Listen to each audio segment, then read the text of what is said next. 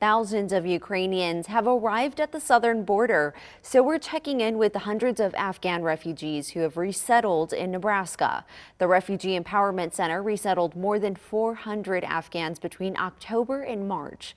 3 News Now reporter Isabella Basco joins us live in the studio to share a glimpse of what it's like to build a new life. Well, Vanessa, a caseworker at the Refugee Empowerment Center describes every day as a new challenge for Afghan families due to culture shock alone. Going to work, getting groceries, or running simple errands can feel so different to the newly arrived. The difficulty that I have faced for myself, I want to help them to not face that difficulty. Kubra Haidari is a case manager for the Refugee Empowerment Center.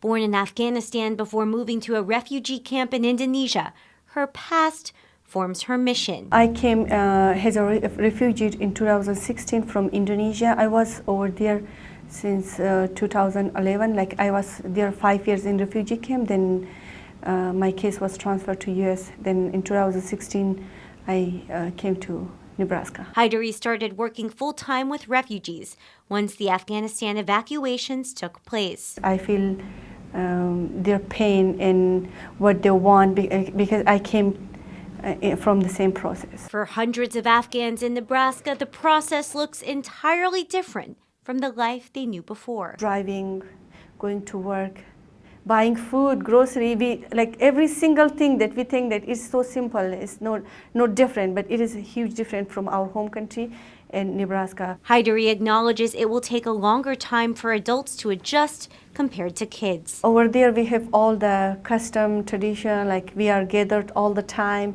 events. In here, when they came here a little more lonely. Everybody is going to work, at home there is no one.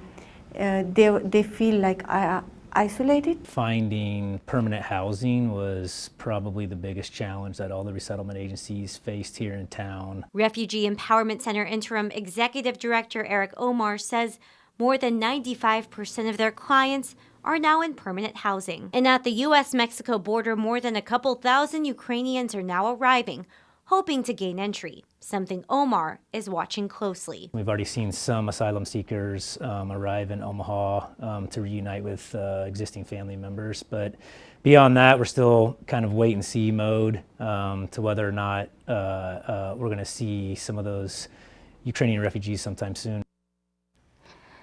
If you want to lend a helping hand, the Refugee Empowerment Center is always looking for donations, household items, volunteers, and for more information about all of that, visit 3newsnow.com.